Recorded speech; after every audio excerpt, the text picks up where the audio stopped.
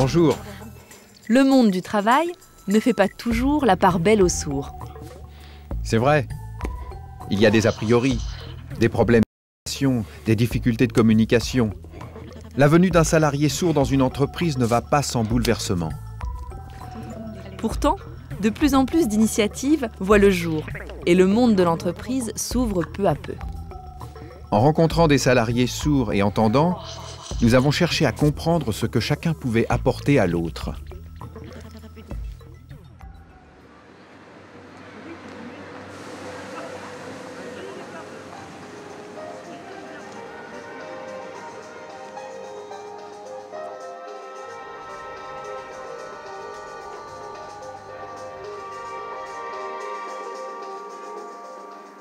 Dentsu System est aujourd'hui en pleine transformation. One company to reach an extent. DS Interactions souhaite partager et rendre concrète cette transformation auprès de l'ensemble des collaborateurs. Avec nous aujourd'hui, Nathalie Ervin. Bonjour. Bonjour. Alors, comment l'organisation IT va-t-elle accompagner cette transformation? Vous aviez déjà vu la vidéo? Oui, j'avais vu, mais effectivement, j'avais rien compris. Là, maintenant, c'est beaucoup plus clair. Parce que bon, les collègues m'avaient déjà informé un petit peu, mais là, j'ai pu avoir une formation complète avec tous les détails. Comme par rapport à ce que m'avaient dit les collègues, j'ai pu approfondir la question. Il y a de plus en plus de vidéos sur l'intranet qui nous donnent des informations sur les nouveaux projets et stratégies de l'entreprise. Mais sachant qu'il n'y a pas de sous-titres ni de traduction en langue des signes, comment les comprendre et y adhérer? C'est une perte de temps. S'il y avait systématiquement des sous-titres ou une traduction, je pourrais m'adapter à ces nouvelles stratégies et mieux travailler.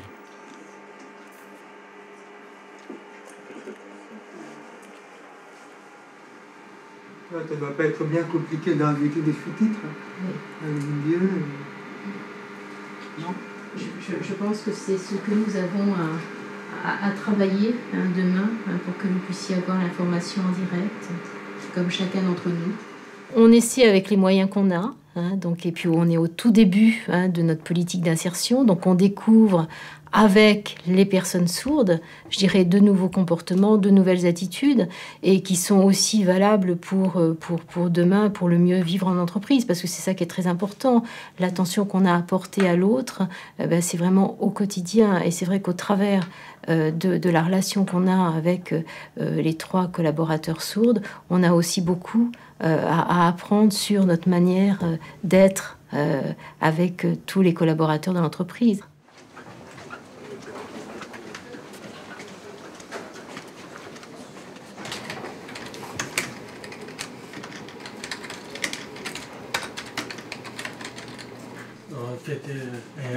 C'est quoi migration?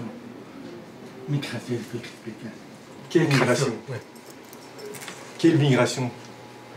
Qu'est-ce que tu veux savoir? Migration comme SPA, SP2. On a commencé il y a 2 mois et il reste 1 semaine. C'est terminé. Il n'y a pas d'objectif. C'est bon? La seule attention à faire, c'est de le regarder dans les yeux et puis de faire attention à bien articuler, et parfois à répéter, mais il n'y a pas plus à faire que ça. Il n'y a pas d'effort particulier à faire dans la conversation. Il faut attirer l'attention au moment où on commence à dire quelque chose, et puis après le regarder et c'est terminé. C'est assez simple, ça demande juste un effort particulier. Moi je sais qu'avec Tarak c'est spécial parce qu'on a une affinité particulière. Enfin, je l'apprécie en tant qu'individu par rapport à son caractère et la manière dont il vient, le fait qu'il soit très souriant par exemple, c'est quelque chose qui aide beaucoup dans la relation.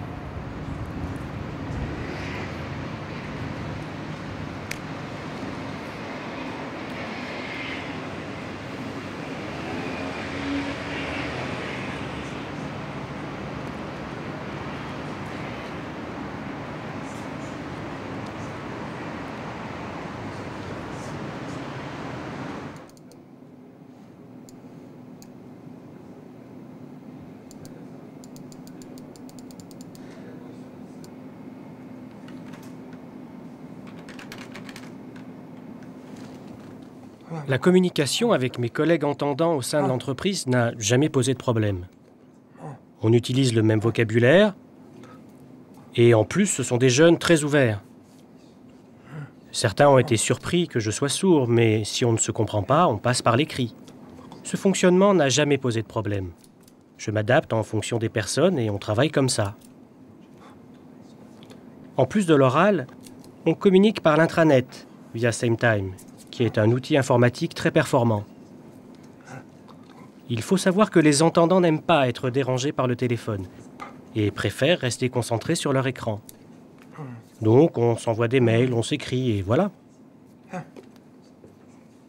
On a des réunions 1 à 2 fois par semaine, mais ici ce n'est pas une entreprise dans laquelle la communication orale prime. On est plus centré sur l'informatique. Et ça s'est toujours très bien passé. Tu m'as envoyé ça. Donc c'est ce document-là. Donc je t'enverrai la note. Ouais, attends, d'accord. Ouais. Ok. Ok. Donc tu m'as envoyé un mail là-dessus. D'accord. Le document. Et donc vous revoyez tous les deux si toutes les informations sont bonnes dedans. D'accord. Ok. Ok. Donc si tu as des questions sur le sur le purchase request, tu vois avec lui pendant la réunion. Ça marche. Et Oui. Si vous êtes en commun ou pas, pour voir si on fait les backups ou pas. Tu vérifies que tu as tout fait avant de partir. Ok, tu me fais un mail. D'accord. Alors, on va faire... voilà, t'as perdu ma colle. Je me rends même plus compte que je n'ai même pas de son.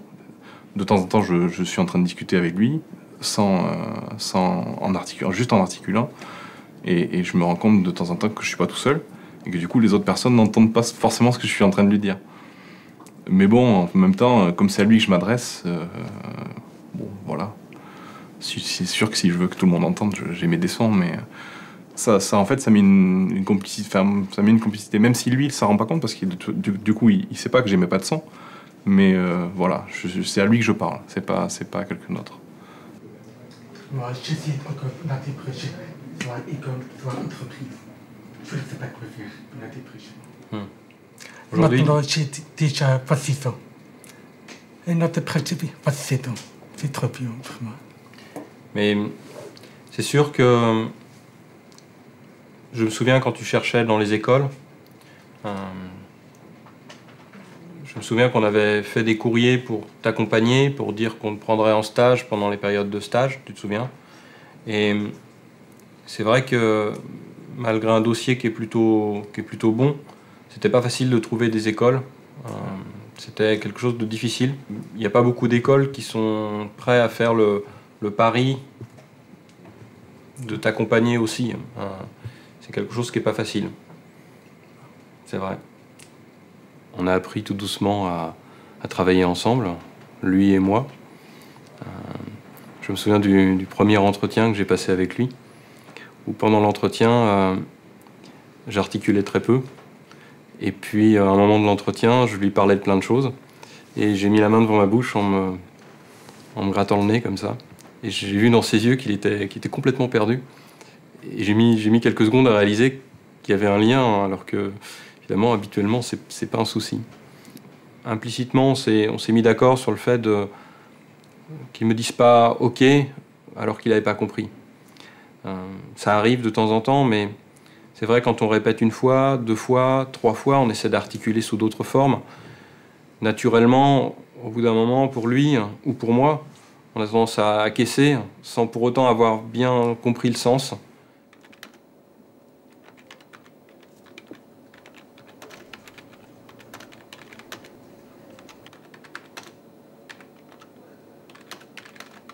On est amené à alléger le discours, à le simplifier, à aller à l'essentiel. Par exemple, au sein d'une réunion d'équipe, chacun doit prendre la parole à son tour. Ça demande effectivement un meilleur contrôle de la prise de parole. Donc, il y a une autorégulation qui doit se faire. Et ça, c'est quelque chose qui est vécu au quotidien par les équipes. C'est vraiment le respect de l'autre dans sa différence, mais en même temps, ça améliore, il est vrai, la communication pour chacun. Ils font attention à moi, oui, mais il ne faut pas que ça les ralentisse dans le travail, qu'ils se disent que de travailler avec une personne handicapée nécessite une attention particulière. Ça, non. Je fais l'effort de m'intégrer, j'apporte mes compétences. Je suis sourd, certes, mais je ne le mets pas en avant. Je ne veux pas que les sourds deviennent un frein. Être sourd n'empêche pas de travailler, d'apporter des choses et de faire avancer l'entreprise. Ce qui m'importe avant tout, c'est de ne pas être un frein.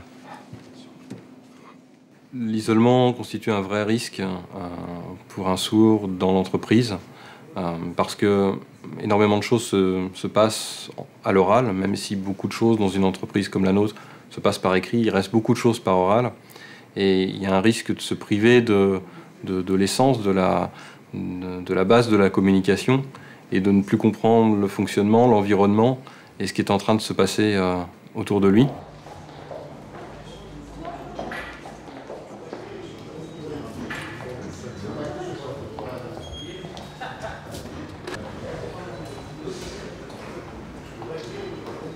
Je pense que ce que l'on a découvert depuis 3 ans, c'est plus de justesse dans notre manière, dans notre attitude, dans nos comportements. Regardez par exemple quand on parle à une personne en face, prendre le temps au-delà du mot, il y a toute la gestuelle, il y a tout le comportement, il y a tout l'engagement du corps, et je pense que c'est ce qu'on a appris ici, c'est-à-dire que on a communiqué quelque part d'une manière différente, par un engagement total de notre être. Donc c'est vrai que on n'est pas que des personnes on a à vivre ce que l'on dit. Et ça, je crois que c'est quelque chose de très... L'expression est quelque chose pour nous que nous intégrons au fur et à mesure du temps à leur contact.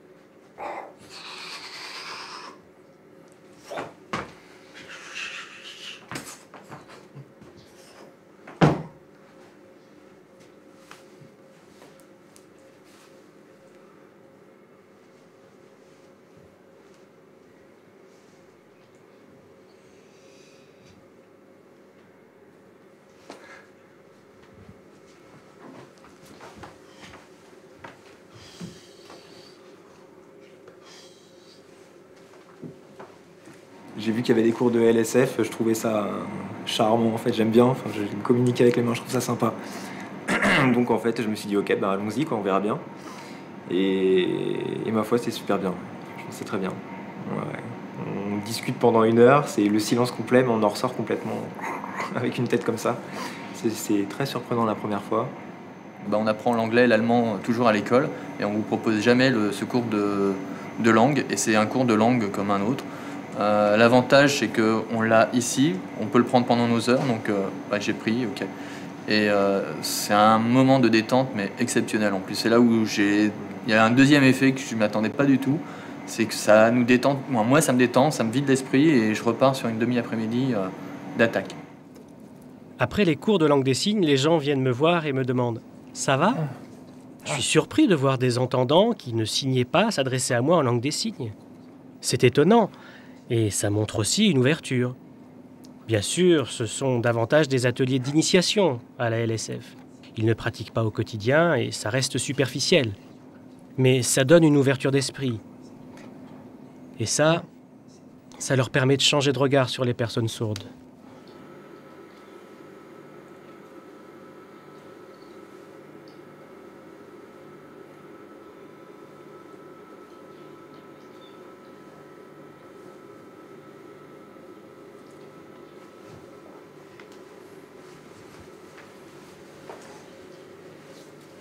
Avec Henri, il n'y avait pas de problème de communication d'une manière professionnelle. C'est-à-dire c'était un collègue comme un autre avec qui des échanges professionnels étaient faciles.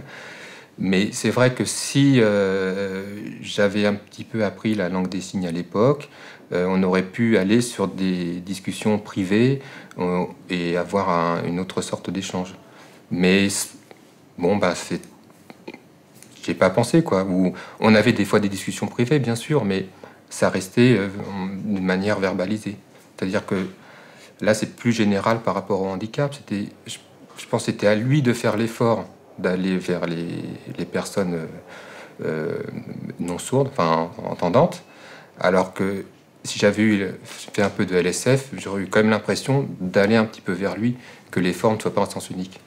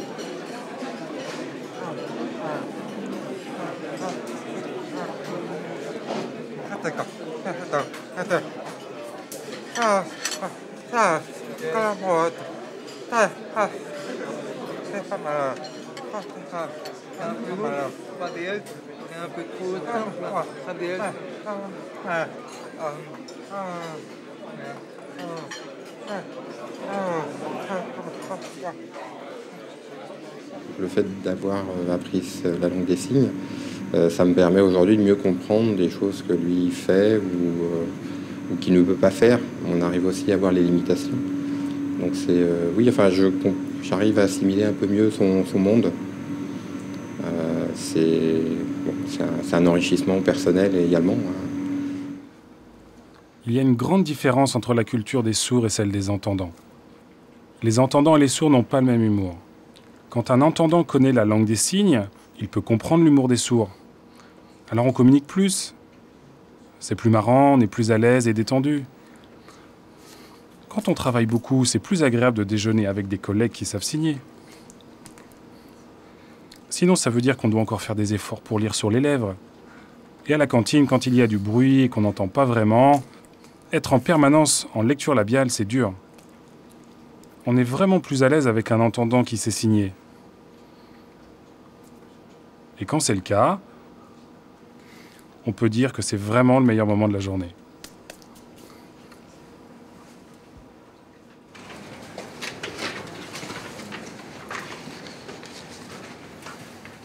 Tu as fait une série de propositions dans le cadre du projet UTD qui nous concerne. Et parmi une de ces propositions, il y en a une qui concerne les use cases qui me paraît très intéressante, notamment l'import de fichiers CSV pour la use case list. Est-ce que tu peux un peu, je dirais, approfondir un peu cette idée-là? Le fait qu'au lieu de rentrer les données à la main depuis l'interface directement, ça peut être un peu pénible. Donc tu peux calculer n'importe des fichiers déjà préparés. Si tout le monde connaissait la langue des signes, ça m'apporterait énormément. Par exemple, en réunion, je pourrais comprendre ce qui concerne la stratégie de l'entreprise. Tout ce que j'ai du mal à mémoriser, si j'y avais accès en langue des signes, je me le rappellerais une fois pour toutes et je n'aurais plus besoin de reposer les mêmes questions. Si on utilisait tous la langue des signes, j'aurais une meilleure connaissance de notre environnement de travail et de ce fait, je pourrais me permettre de faire plus de propositions. Il y a un regret dans ce projet-là que j'ai, c'est que personnellement, je ne me suis pas assez impliqué dans son monde. Lui, je lui ai demandé beaucoup de choses pour le nôtre, mais je n'ai pas appris, j'ai appris quelques langues, enfin quelques signes triviaux, mais je n'ai pas appris clairement la langue des signes, des choses qui l'auraient peut-être aidé ou aidé à comprendre qu'on essayait aussi de venir dans son monde.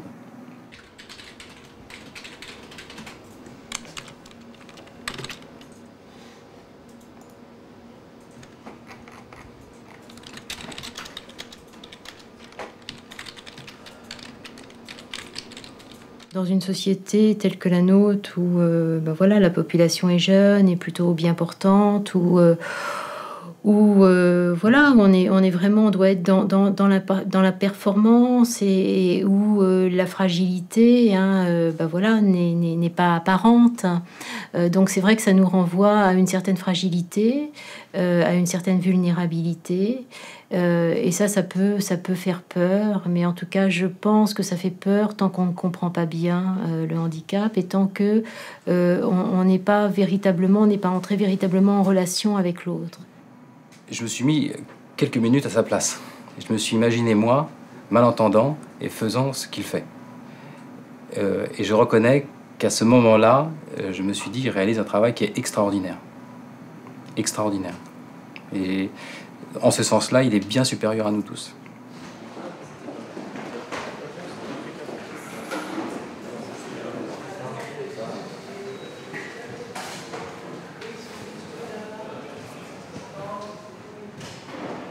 Humainement, c'est